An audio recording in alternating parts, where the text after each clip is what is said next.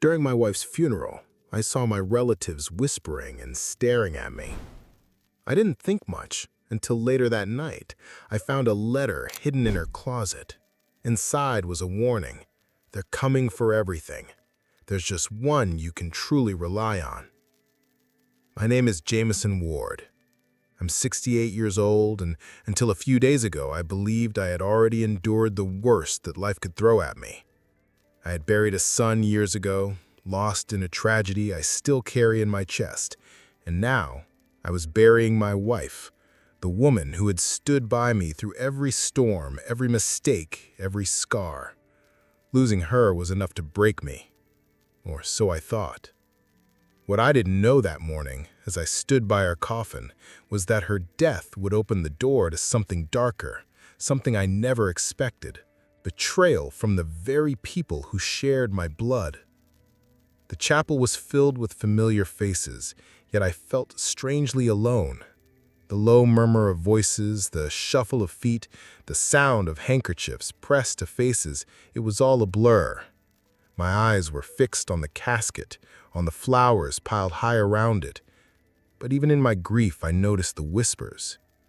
Groups of cousins, distant aunts, family who hadn't shown up in years, now gathered in corners, heads leaning together. They weren't whispering prayers, they were whispering about me.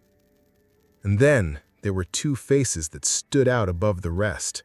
Victor Langley, my late wife's brother, sat with his usual posture of authority, as though he were the one presiding over the funeral. His voice carried more than others, though I couldn't catch the words. At his side was his daughter, Sophie, a young woman in her 30s with sharp eyes that missed nothing. She leaned in, jotting notes on a little pad she carried, nodding as Victor spoke. She glanced at me more than once, her lips curving in a faint, calculating smile that had no place in a funeral. I told myself it was just my imagination, that grief was making me suspicious, but the unease gnawed at me. I had known Victor all my life. He was one of those men who always found a way to insert himself into other people's business, cloaking it as concern. And Sophie, ambitious and articulate, was the perfect extension of her father. Together, they gave me the feeling of vultures circling overhead, waiting for the right moment to descend. The chapel went on, and I kept my head bowed, though I could feel their eyes on me. Every condolence offered by others felt genuine, but when Victor clasped my shoulder and said, "We'll talk soon, Jameson. You don't have to worry about a thing," I felt the chill run down my spine. It was the kind of reassurance that carried the weight of a threat. After the funeral, I went home alone. The house was silent, hollow in a way it had never been before. My wife's scent still lingered in the closet, in the folds of her dresses, in the small sachets of lavender she had tucked into the drawers. I don't know what compelled me to start looking through her things. Maybe it was longing, maybe it was desperation, but that's when I found it. The envelope was hidden in the lining of her favorite coat, my name written in her hand. My heart hammered as I unfolded the paper. The words were simple, but they sliced through me. They're coming for everything. There's just one you can truly rely on. I sat on the edge of the bed, staring at those words, my hands trembling. Who did she mean? Who was this one person I could trust? My son? No. Ethan hadn't spoken to me in years, not since that night. The accident, the fight, the silence that followed. I pressed the paper to my chest and closed my eyes, the weight of her warning sinking in. I didn't know what was coming. I only knew one thing. My wife saw it before I did. And if she was right, then my battles weren't over, not by a long shot. The day after the funeral, my house was no longer my own. People came and went, carrying casseroles, offering condolences, talking in hushed tones as if grief was something that could be managed like a schedule. Most of them meant well, I suppose. But then there were Victor and Sophie. They stayed long after everyone else had left. Victor sat in my armchair as though it belonged to him, his hands steepled beneath his chin, his voice carrying a weight I didn't ask for. Sophie perched beside him, her notebook open, pen ready, eyes darting from me to the walls of the house, as if cataloging what would soon be hers. "Jameson," Victor began, his tone syrupy. "I know this is hard. Losing Margaret, it's unimaginable. But you can't let yourself fall apart. You need guidance, support. That's why Sophie and I are here, to make sure things don't get out of hand." I forced a nod, though the words scraped against me. Sophie leaned forward, her voice calm, polished. "This house, it's too much for you now. All these rooms, the upkeep, the bills. Selling would be the smart thing. I know a realtor, a lawyer too. We could handle everything. You wouldn't have to worry about a thing." Her words were precise, rehearsed. She didn't look at me with sympathy, only calculation. I swallowed hard, my mind still reeling from the letter I had found the night before. They're coming for everything. And here they were, speaking those very intentions out loud, though dressed in velvet words. Victor reached for the glass of water on the table, took a slow sip, and then added, "You've always been a man who took pride in being strong, but strength also means knowing when to accept help. We can protect you, Jameson, from mistakes, from being taken advantage of, from yourself." That last word cut deep. From myself. As if I were a child. As if I were already slipping into weakness, no longer capable of making decisions. The walls of the living room seemed to close in. My wife's photos hung above the mantel, her smile frozen in time, her eyes watching. I felt small, cornered, outnumbered. And then, from my pocket, a vibration. I slipped my hand down and drew out the phone. The screen lit up. One new message. I glanced down, careful not to draw their attention. The words froze my breath in my throat. "Get up and leave. Don't say anything to them." My pulse quickened. I looked up at Victor and Sophie, their voices a drone in the background, their faces smug with certainty that they had me pinned. I glanced back at the phone. No name, just the message. Who had sent it? Who even knew what was happening here, in this room? I slid the phone back into my pocket, my heart pounding. I cleared my throat. I need some air," I said, my voice rough. Victor frowned, concern dripping with false sincerity. "Jameson, you shouldn't be wandering off alone. You're not yourself right now." But I was already rising to my feet. Sophie shot her father a quick look, then back to me, her pen tapping against her notebook. Suspicion. I walked toward the side door, my legs unsteady, but moving with urgency. The night air hit my face like a slap when I stepped outside, and there, at the edge of the yard, stood a figure. I froze. The phone buzzed again in my pocket. Another message appeared on the screen. "Over here." My breath caught. My heart pounded against my ribs. I took a step forward, then another. I knew that silhouette, though my mind refused to name it. Memories stirred, memories I had tried to bury beneath years of silence and pride. And just as I drew closer, the world tilted. The sight of that figure blurred into a wave of old grief, pulling me backwards, back into the past I had spent so long trying to forget. The night air was cold, and as I stood frozen in my yard staring at that distant figure, the past came rushing back like a flood I could no longer hold back. Memories I had buried clawed their way to the surface, dragging me into the night when everything changed. It had been nearly 15 years ago. My sons, Ethan and Matthew, were inseparable. Ethan, the older one, always protective of his younger brother. Matthew, just 17, full of life, laughter, and the kind of energy I envied in my old age. That night, they had gone out together. I told them to be careful, like I always did.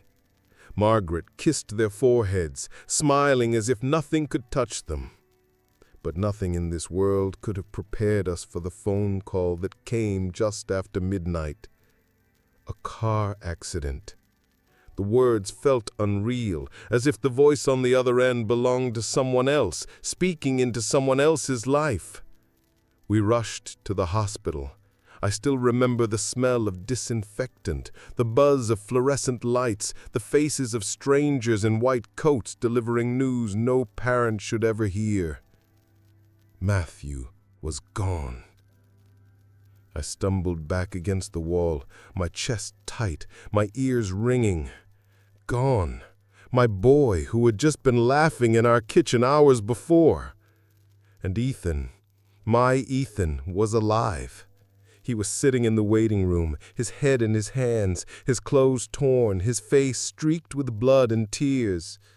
He looked up at me with hollow eyes, eyes that begged for forgiveness, for comfort, for something I no longer had to give. "I was driving," he whispered. "Dad, I didn't see the truck. It came out of nowhere. I tried—" His voice cracked into sobs. Something inside me snapped. I looked at him, at my surviving son, and all I could see was the one I had lost. All I could hear was silence where laughter should have been. And in that moment, grief twisted into anger, cruel and sharp. "It should have been you," I said. The words left my mouth before I could stop them, before I could think. But once spoken, they hung in the air like poison. Ethan froze, his tears turning to disbelief, his face crumbling as though I had struck him. Margaret gasped beside me, her hand flying to her mouth. "Jameson!" she cried, but it was too late. Ethan stood slowly, his legs trembling. "You really mean that?" he asked, his voice barely a whisper. I couldn't answer. My jaw locked, my heart breaking, but my pride holding me prisoner. He shook his head, his eyes dark with hurt. "Then you've already lost me too." And just like that, he walked out of the hospital, out of my life. For years there was nothing but silence. No phone calls, no letters. Holidays passed with an empty chair that Margaret never stopped setting. She tried to bridge the gap, writing him, calling him, always believing he would come back. She told me often, "Jameson, he needs you as much as you need him." But my pride kept me rooted in my grief, refusing to take the first step. Now, standing in the dark of my yard, phone buzzing in my hand, I realized that the figure waiting for me, the one sending those messages, could only be one person. My son. The boy I had cast out with my words. The boy who had carried guilt that was never his to bear. The letter from Margaret echoed in my mind. "There's just one you can truly rely on." And for the first time in years, I allowed myself to believe that she was right. That Ethan was still out there, not as a ghost of my past, but as the one person who could stand beside me now. When I stepped back inside, the warmth of the house felt suffocating. Victor and Sophie were still seated in my living room, their voices carrying through the silence like the steady tick of a clock. They had made themselves comfortable, as if this were their home, as if they had already claimed it. Victor rose to his feet the moment he saw me, spreading his arms in mock concern. "Jameson, there you are. We were worried. You shouldn't wander off like that. Grief can do strange things to the mind." The words dripped like poison, sweetened by the tone he used. I bit back the urge to tell him exactly where he could shove his concern. Sophie didn't bother hiding her irritation. Her pen tapped rapidly against her notebook, her sharp eyes fixed on me. "We need to be practical," she said, her voice calm but commanding. "This house is too big for you now. The upkeep, the bills, it's too much. If you sell, you'd have more than enough to live comfortably. And we could help with the process. I already know a lawyer who can draft the paperwork." I stared at her, the echo of my wife's letter burning in my mind. They're coming for everything. "I'm not selling," I said firmly. My voice was rough, but steady. Victor chuckled, shaking his head as though I were a stubborn child. "Jameson, don't be foolish. We're family. We only want what's best for you." Best for me. I'd heard that phrase 1,000 times, from politicians, salesmen, even doctors, and it never meant what it said. It always meant best for them. The phone buzzed again in my pocket. I shifted, pulling it out under the pretense of checking the time. Another message glowed on the screen. "Don't let them corner you. I'll be here when you need me." My heart tightened. Whoever it was, they knew exactly what was happening in this room. They were watching, protecting, guiding. Sophie crossed her legs, leaning forward. "Uncle Jameson, the truth is, you can't manage everything alone. People will take advantage of you. That's why we need to step in now, before things spiral. You can't trust just anyone." Her words stung. You can't trust just anyone. If only she knew the irony. My wife's voice in that letter came back like a whisper in my ear. "There's just one you can truly rely on." Victor walked around the room, his hands clasped behind his back, eyeing the photographs on the walls, the furniture, even the bookshelves. He was cataloging, taking silent inventory. "This place is a burden, Jameson. Let us help lift it. Sign the papers. You'll thank us later." I felt my blood heat in my veins. My wife hadn't even been gone a week, and here they were circling like vultures, talking about selling her home, our home, as if it were theirs to claim. My fingers curled tightly around the phone in my pocket. For years I had lived with the silence between me and Ethan. For years I told myself I had no one left, and yet the messages told another story. Someone was watching. Someone was standing by me. I forced myself to meet Victor's gaze. No papers, no signatures, not now, not ever. The room went still. Victor's smile faded, his eyes narrowing. Sophie let out a sharp sigh, scribbling something in her notebook with deliberate force. Victor stepped closer, his voice dropping. "You're making a mistake, and mistakes at your age, they can cost everything." I stood my ground, though my legs trembled beneath me. For the first time in years, I didn't feel entirely alone. I didn't say it out loud, but in my heart I knew someone was still on my side. That night, after Victor and Sophie finally left, the house fell silent again. Too silent.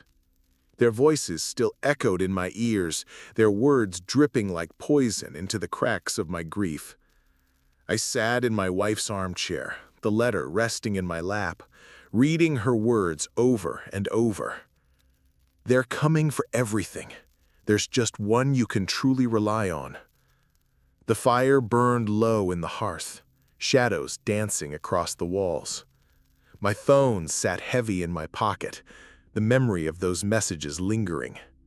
Whoever was watching me, whoever was sending them, they knew. They knew more than I could understand. And with that knowledge came the memories. Memories I had tried to lock away, but Margaret's voice always had a way of prying them open. After Matthew died, the house became a tomb. Every sound reminded me of him, the slam of a door, the echo of laughter in the hall. Ethan's room sat untouched, but not out of love. No, I avoided it. I avoided him, the boy who had survived, my only living son. And yet every time I looked at him, I saw the one I had lost. Margaret tried to bridge the gap. She begged me, "Jameson, he's still our son. He needs us." But my pride and my anger built walls too high for me to climb. I told myself it was Ethan's fault, that he should have been more careful, that Matthew would still be alive if Ethan hadn't been behind the wheel. The truth?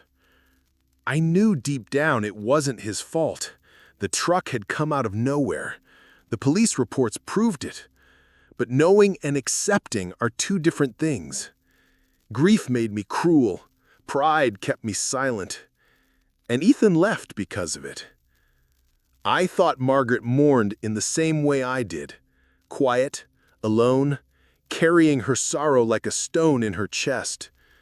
What I didn't know was that she had been carrying something else. Hope. Hope that one day the bridge between father and son could be rebuilt. Years later, I found small hints, a letter on her desk with Ethan's name written on it, tucked quickly away when I entered the room. A phone call cut short when I walked in, her voice shifting from soft to brisk in an instant. At the time, I dismissed it. I told myself she was clinging to memories. But now, with her letter in my hands, I knew the truth. She had never stopped speaking to him. She had been the thread, the invisible line that tied us together, even when I swore there was nothing left to tie. She had written to him, spoken to him, reminded him that he still had a family, even if I refused to act like it. My chest ached with regret. How many years had I wasted? How many holidays passed with an empty chair while Margaret secretly whispered across the distance, keeping our son tethered to us? I pressed the letter to my chest again, whispering into the silence. "You knew it, didn't you, Margaret? You knew he would come back." As if an answer, my phone buzzed once more. My hands shook as I pulled it out, the glow of the screen cutting through the dark. Another message. "You're not alone anymore." My throat tightened. I didn't know whether to weep or to shout. Whoever was sending these messages, they carried my wife's voice in them.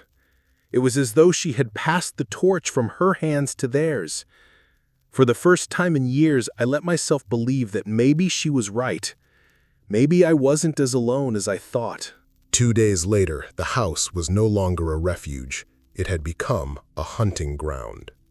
Victor and Sophie returned in the afternoon, uninvited, but acting as though they belonged there. Victor carried himself like a man who had already taken possession, moving through the rooms with his hands clasped behind his back, his eyes scanning the shelves, the photographs, the walls. Sophie followed with her ever-present notebook, her pen scratching rapidly, her eyes sharp and unblinking. "Jameson," Victor said, as he settled into my chair again, "we've been talking. Sophie and I believe it's time to start making real decisions. You can't let things drift. That's how mistakes are made." I remained standing, my hand gripping the back of a dining chair, the weight of Margaret's letter heavy in my pocket. "Decisions like what?" I asked. Sophie answered smoothly, her tone polished but firm. "The house, for one. It's far too much for you. And your finances? Well, we should go over those. Uncle Jameson, you can't be expected to handle this all alone. It's irresponsible. You need guardianship." The word cut through me like a knife. Guardianship. She said it like it was a kindness, but I heard the venom beneath it. Victor nodded gravely, as though they had rehearsed it together. "It's not about taking from you. It's about protecting you. At your age, grief clouds the mind. Mistakes can ruin everything. We're here to ensure that doesn't happen. I clenched my jaw, my hands trembling against the chair, the weight of Margaret's letter heavy in my pocket. Decisions like what? I asked. Sophie answered smoothly, her tone polished but firm. The house, for one. It's far too much for you. And your finances? Well, we should go over those. Uncle Jameson, you can't be expected to handle this all alone. It's irresponsible. You need guardianship. The word cut through me like a knife. Guardianship. She said it like it was a kindness, but I heard the venom beneath it. Victor nodded gravely, as though they had rehearsed it together. It's not about taking from you. It's about protecting you. At your age, grief clouds the mind. Mistakes can ruin everything. We're here to ensure that doesn't happen. I clenched my jaw, my hands trembling against the chair, the weight of Margaret's letter heavy in my pocket. Decisions like what? I asked. Sophie answered smoothly, her tone polished but firm. The house, for one. It's far too much for you. And your finances? Well, we should go over those. Uncle Jameson, you can't be expected to handle this all alone. It's irresponsible. You need guardianship. The word cut through me like a knife. Guardianship. She said it like it was a kindness, but I heard the venom beneath it. Victor nodded gravely, as though they had rehearsed it together. It's not about taking from you. It's about protecting you. At your age, grief clouds the mind. Mistakes can ruin everything. We're here to ensure that doesn't happen. I clenched my jaw, my hands trembling against the chair, the weight of Margaret's letter heavy in my pocket. Decisions like what? I asked. Sophie answered smoothly, well, we should go over those. Uncle Jameson, you can't be expected to handle this all alone. It's irresponsible. You need guardianship. The word cut through me like a knife. Guardianship. She said it like it was a kindness, but I heard the venom beneath it. Victor nodded gravely, as though they had rehearsed it together. It's not about taking from you. It's about protecting you. At your age, grief clouds the mind. Mistakes can ruin everything. We're here to ensure that doesn't happen. I clenched my jaw, my hands trembling against the chair. My phone buzzed again. I lifted it just enough to glimpse the screen. Don't let them convince you. They only want what's yours.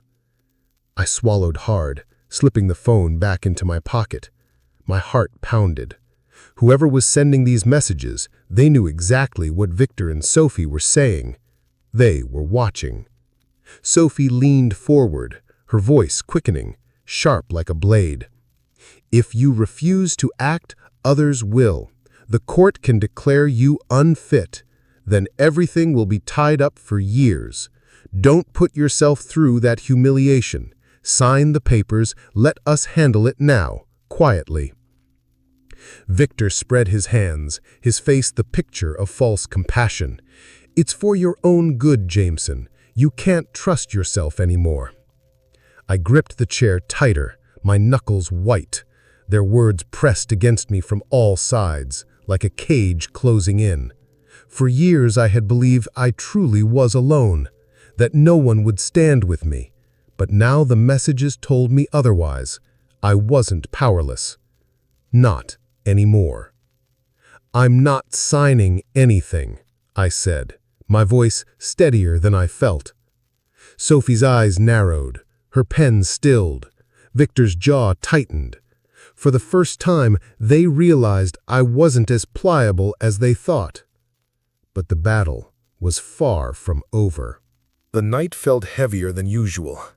After Victor and Sophie left, their threats lingering like smoke in the air, I sat alone in the silence of my living room.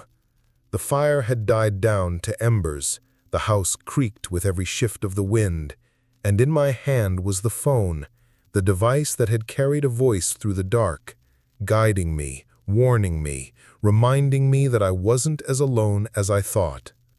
Another vibration, another message. It's time you know who I am. My breath caught. For days I had followed these words like a blind man holding onto a rail. My heart pounded as I read it again, my fingers trembling. I rose slowly and walked to the side door, the same one I had slipped through before.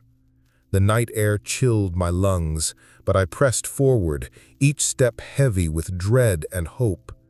At the edge of the yard, a figure emerged from the shadows. And then I saw his face. Ethan, my son. For a moment the world tilted. My knees nearly gave way beneath me. His eyes, older now, sharper, weighed down by years apart, locked with mine. I had imagined this moment 1,000 times, but never like this. "Dad," he said, his voice low, uncertain. My throat tightened. The last time I had looked into those eyes, I had told him he should have been the one buried, not his brother.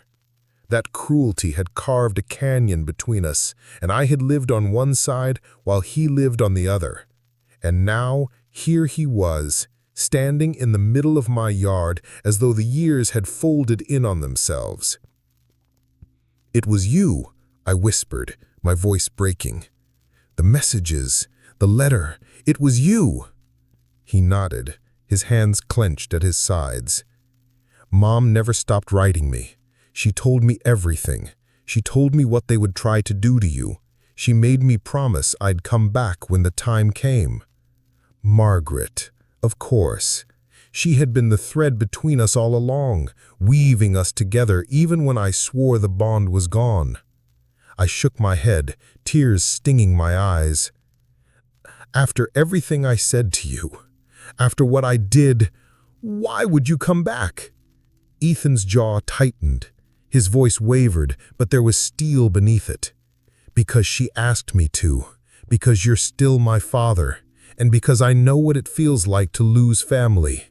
I wasn't going to let them take you from me too." The weight of his words crushed me. My chest heaved with sobs I hadn't allowed myself in years. I reached out, my hand trembling, but stopped halfway, afraid he would pull away. But he didn't. Ethan stepped closer, closing the distance I had created all those years ago. He placed his hand on my shoulder, firm, steady. "You don't have to fight them alone, Dad." "Not anymore." I broke then. The tears came hot and unrelenting, my body shaking with the release of years of guilt, pride, and silence. I clutched his arm, afraid that if I let go he would vanish again. "I'm sorry," I choked. "For that night, for those words, for all the years I let pride speak louder than love." Ethan's eyes softened. "I've carried that night with me every day, but I never hated you, Dad. I hated myself. Mom knew that. She told me the only way forward was forgiveness. She believed one day you'd ask for it." I closed my eyes, the memory of Margaret's smile filling my mind. She had known. She had always known. Even in death, she had brought us back together. When I opened my eyes, Ethan was still there, solid and real. And for the first time in years, I felt something I thought I had lost forever. Hope. The next evening, they came again. I wasn't surprised. Vultures don't circle once. They circle until the body is gone. Victor Langley and his daughter Sophie walked through my door as though they owned the place, their polished shoes echoing against the floorboards that still held my wife's touch. Victor's voice carried its usual false warmth. "Jameson, we can't delay this any longer. You need decisions, structure. You need us." Sophie followed, her notebook clutched like a weapon, her tone sharp. "Uncle Jameson, this is for your own good. The longer you wait, the messier things get. It's time." I didn't answer right away. I let them talk. their words piling up like the lies they were built on. Then, slowly, I rose from my chair. My voice was calm, but my chest burned with the fire of years unspoken. You say this is for my good, but I know better now. You're not here to protect me. You're here to strip me bare, to take what doesn't belong to you. Victor's smile faltered, his eyes narrowing. Don't be paranoid, Jameson. We're family. Everything we're doing is for you. I shook my head. Family doesn't whisper at funerals. Family doesn't measure the walls of a home before the ground is even settled over the grave. Family doesn't corner a grieving man and call it love. Sophie bristled, her pen tapping furiously. You're making reckless choices. If you can't see reason, others will. Do you want the courts involved? Do you want the shame? Before I could answer, a voice cut through the room. Strong, steady, undeniable. The only shame here is yours. All eyes turned toward the doorway. Ethan stood there. His frame taller, older, stronger than the boy I remembered, but his presence undeniable. My heart clenched, but I stood straighter. Victor's face paled, then flushed. Ethan, what are you doing here? You walked out. You abandoned this family. Ethan's eyes locked on his uncle, sharp as steel. No, I was driven out, but I didn't abandon anyone, and I won't let you take from him what isn't yours. The room shifted. For the first time, Victor seemed unsettled. Sophie's confidence faltered, her words stammering. You have no right. Ethan stepped forward, his voice cutting clean. I'm his son. That's all the right I need. Silence fell heavy. Victor's composure cracked, his mask slipping, his hands clenched at his sides, his voice rising. You think you can waltz back after all these years and undo everything? You've been gone, Ethan. You don't belong here. I stepped forward, my voice louder than it had been in years. He belongs more than you ever did. Victor's eyes snapped to mine, fury flashing. But I didn't look away. For too long I had been silent, let others speak for me, let guilt and grief steal my voice. Not anymore. Margaret saw through you long before I did. She knew what you'd try. She warned me, and she made sure I wouldn't stand alone when you came. Sophie's notebook slipped from her hands, papers scattering across the floor. She knelt quickly, gathering them, but her confidence was gone.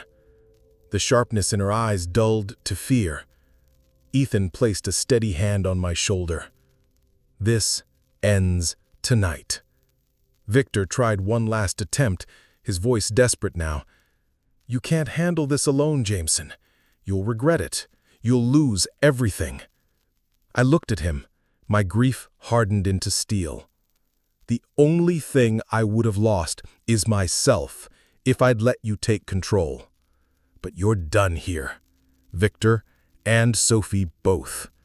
Get out. The silence that followed was thick, electric. Victor's jaw tightened, his face flushed with rage. But he saw it. The line had been drawn. He wasn't welcome here. Not anymore. Sophie tugged at his sleeve, whispering, urging him toward the door. And with one last glare, Victor turned and stormed out, his daughter trailing behind. The house fell silent again. But this time, it wasn't the silence of loss. It was the silence of victory. Ethan stood beside me, his hand still on my shoulder. I looked at him, tears blurring my vision. I thought I had lost everything. But your mother, she made sure I didn't lose you. And in that moment, for the first time in years, I felt whole.